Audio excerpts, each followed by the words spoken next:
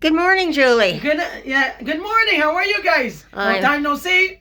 Yep, and it's January the 19th today. Yes, it is. 2025. Yes, Happy New Year. I wasn't around to say, but Happy New Year's, guys. So that's in there today. Yes, and what we're going to do is talk about, first off, we're going to talk about Roger, another person that you knew who was on the streets that unfortunately was frozen to death again, just like your friend Frank was. Yeah, the same thing. Yeah, yes, my sympathy to the family. And it's really sad to see another one. So passing away again. So, and this shouldn't be. I mean, one death is too many deaths. It is. It is. He was so young too, in his 30s or whatever, but still, it wasn't fair. It's not fair to nobody. So to freeze like that, But I didn't know, there was nobody around him that night, But I'm not sure about the outreach program, what happened that night, But there was nobody around. But I'm pretty sure he died alone.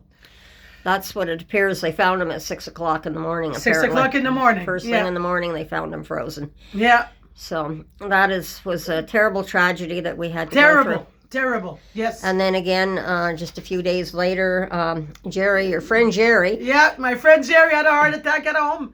And he died, and he was, Jerry... he was at home. Yeah, well, everyone met Jerry because I actually interviewed him last year, and yes, and he was one of the unfortunate ones. I think you said he did have a home. He did have a place. Yeah, he had a place, but he was getting bullied so many times on the street too. He's been through hell. I know. And he had a heart problem, but I didn't know he had a health problem, and but then anyways. I feel so bad for the family too. Well, he was the one that came on, and he was talking about how they were bullying him at 454. So much like me. Yeah. But then he's been traumatized like me so many times. The poor guy. I know, but this does not help when you've got heart problems. I didn't know. He never told me. But I mean, like now I know. Because now he just passed. And I just want to tell his sons I'm so sorry and my sympathy. He was a nice guy. Yeah. Very open, good-hearted. He was very polite. Very polite. With me, and I found him very able to talk to, very easily. Easily opening. Yeah. But so respectful, as a respectful guy. Exactly. But it's too bad for the family, and I'm very sorry for that. Yeah. My sympathy. Yeah. So then we come to the third update. Here is on Carol again, our friend Carol, who we interviewed there 2 years ago. Yeah. And how you looked after her in the hospital, and I took care of her everywhere I went. And she had been beaten up at the Shepherds and that, and they still have not found a home 2 years later. This was 2022 that I interviewed. There you go. And I'm always pushing them at the 454. They always tell me, "Oh, Julia, I'm gonna find a worker at the CMHA, the Royal Hospital, the Royal," and they never call the workers, And I'm always pushing them, but they don't want to help Carol. But now I'm in for something with them, I want to pass the word. I know, as you said, you just ran into her again this week, and this is... a small little black guy again, Yeah, this is what, the third black guy within a short period of time? Exactly. So she's getting beat up again. But she has a mental problem, and she's getting neglect all the time. But this is what's happening with seniors with mental problems, because she, again, to remind my viewers, she's in her 70s. She should not be treated like this. She should have a proper place to be. Stable and taking care of her 24/7, and some staff around her or nurses around her, and have a good environment, But now she's still stuck here, and she's stuck at the 454, and they always pick on her too. They always steal her stuff all the time, and she's always crying alone. That's not fair. No, it's not. I'm getting really mad about that. Neglecting old people like this. I'm not going to take it too long either. So the next thing I want to go on to is about the cold and what it's like on the streets. And I think it's a good time to put this up because we have lost someone again frozen to death on the streets. Yeah, well, so many really. Well, yes, but I mean, this is the latest one. This is the latest one, exactly. And I wanted to talk a bit about when you were on the streets, because you were on the streets for 20 years. And I wanted to ask some questions about when you had to sleep on the grate. On Rideau Street. McDonald's, Yes, at the time. Well, McDonald's is now shut down. Yep. But now apparently the police are pushing them off the grate, and they're putting them Correct. and they're putting them on the side and of the street and to sleep at night as well. But at least they're in bunches where people can see them, not alone. So that's the only good thing about that. But when you were sleeping, what was it like sleeping on the grate? Oh my God, it was a nightmare. The smell of the steam coming up. The bullying at night, the fighting, the stealing. And 10, 15 people near me at night. They anyway, so dirty, so dirty, so dirty. It was a bad experience. Really bad experience. Well, and so I mean, like the fighting, what would they be fighting about? Oh my God, over food at night, over drugs, over sleeping bags, oh geez, I'm cold, I'm warm, but they always fight about something, and just to wake me up at night, and I didn't like that kind of attitude around me, Well, nobody could sleep very well at night with that going on. And, Exactly. And then people stealing from one another, and Yeah. then so I on, so on. imagine the fights probably brought the police in. So then the So police. many times, security guard, police, and everything, Yeah. But they used to fight constantly, and I couldn't sleep, I had to sleep on the bus the next morning, because like I was always tired, and I had no energy. With with Well, those this kind of is people. one of the reasons why some of these homeless are actually hopping on the bus to actually get some sleep, because they cannot sleep on the streets at night. Exactly. That's what So- I used to do too. And just, oh Julie, get up, wake up. Yeah, well, I'm so damn tired. Give me a damn place or a bed to sleep in. But I was always stuck for 20 years like that. Yeah, and garages, and surviving everywhere, Christine. It was a nightmare. It was. Well, being surviving, you saw a lot of people cold Yeah. at night, and then breaking into boarded up houses and stuff. and- Breaking ins all the time, and and the cops always there, always there just to just to arrest them all the time, So I mean, it was a nightmare, especially nighttime with them, especially nighttime just to keep warm, A lot of chaos So- around fighting, and a lot of So did you ever see them trying to start fires to keep warm in the house? yeah, that too everywhere, criminals around putting fires around, arsonists, and oh my God, a real chaos. That's one of the things that I wanted to talk about there. And then in the tents, what happens in the tents? Is it the same thing like the boarded up houses are fighting constantly? Yeah, they're fighting constantly too, breaking in tents too, breaking the tents, stealing clothes from them, all their belongings, and after that though, well, they're stuck, they're stuck with nothing, you know what I mean, Christine? Exactly, because So- everything gets stolen from them. Exactly, and So now they don't have anything. anything after, So this is one of the things that I wanted to ask you about. And of course, they would be doing drugs as well. And- full of garbage everywhere, like you said. Yes.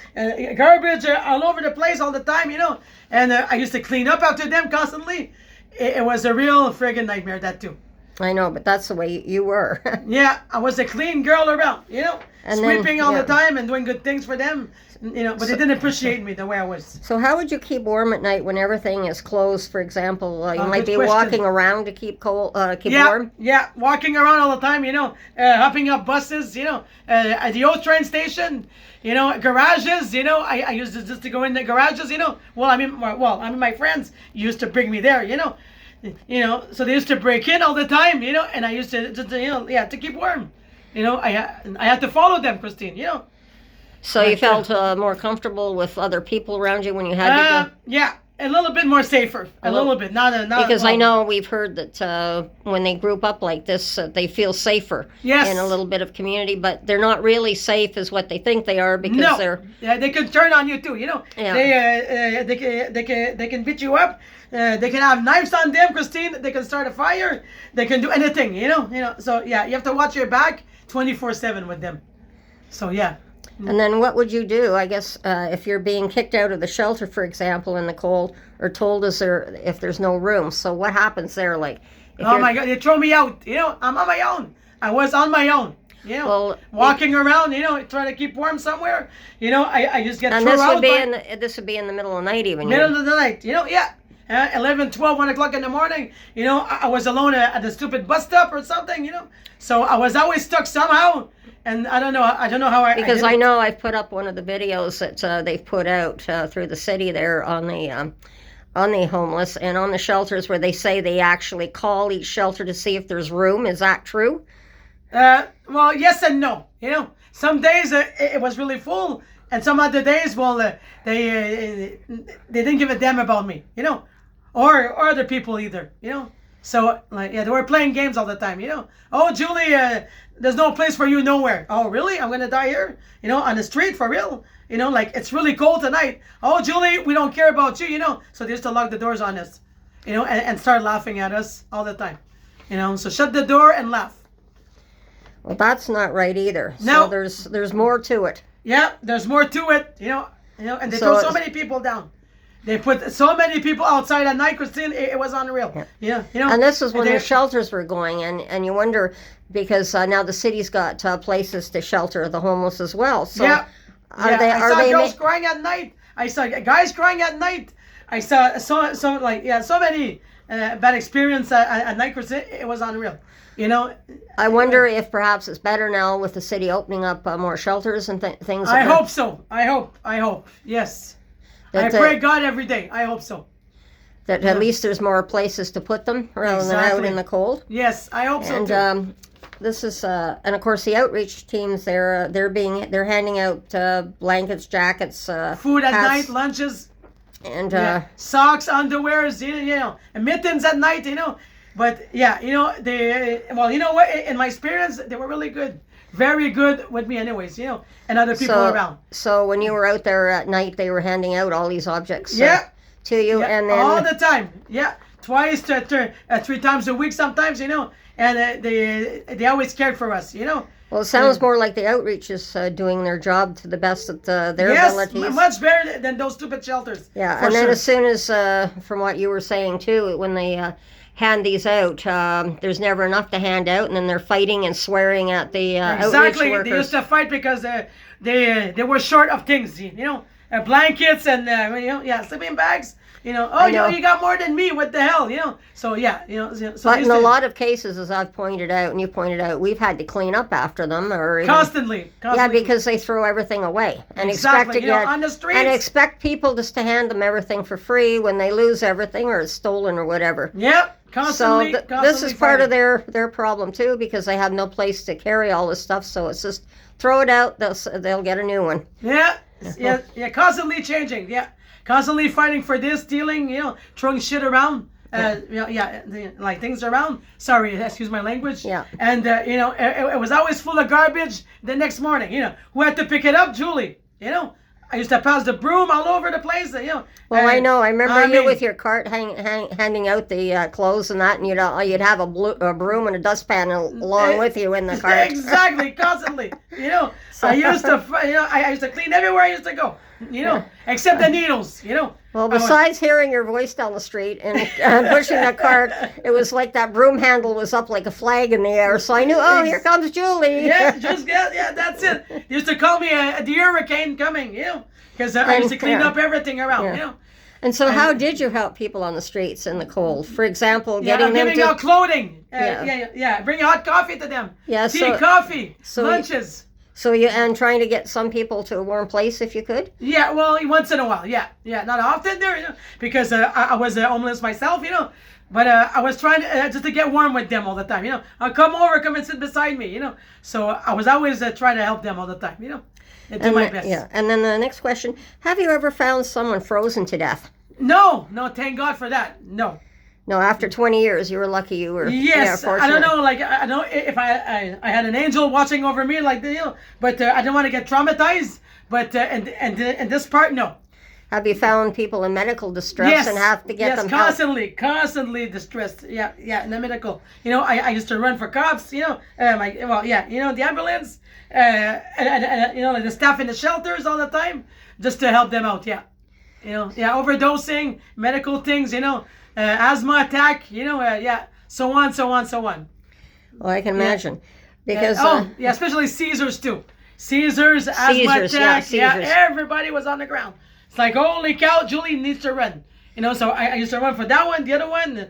So it was a busy night sometimes, Christine, for me. And then I guess you might say that I guess I was your angel at the last here. Yes, you were. Thank God for you, my beautiful angel, Christine. Yes, you know, And because I wouldn't be maybe, you know, like maybe not here today. I don't know, you know. But I mean, yeah. So you saved my life, yeah. I know, and I just want to let my viewers know a little bit of what I did to help Julie. That we weren't saying what exactly was going on while I was doing the filming with you early on, how I found out how you were getting thrown out in the middle of winter. And so I said that. Winter, summer. So we had an arrangement Yeah. that you'd come in after you went to the shelter, wherever it was, you ate. And then you come in after supper, and I'd let you sleep for the night at my place to keep warm. And then you'd be out first thing again, out to do your whatever you did during the daytime. Yep. So because At you 6 didn't in the want, morning, 7, yeah. yeah, that you didn't want to impose too much on me. Exactly. I didn't want to impose too much on Christine, so I was out every day and I do my own things, you know, and come back at night for supper. But and then sleeping. I guess sleeping on my living room floor was a lot better than sleeping on the grate. Oh, geez. Well, yeah, big time, a big difference, you know. I can freeze my ass here at least, you know. But yeah. But outside, it was a big friggin' cold night sometimes, you know. Yeah. And then there was oftentimes, because you had important papers, like you'd be running all over. For the courts, yeah, housing. Housing, everything. Yeah. And you couldn't, having your papers, you'd set your bag down and people would steal. Yeah, So all the time. it was a blessing for you when I got a folder here, and then you were Thank able God. to keep your personal papers Yes. to me, where I Safe and sound with you. Safe Exactly. and sound in the file. Thank you for that too. Yeah.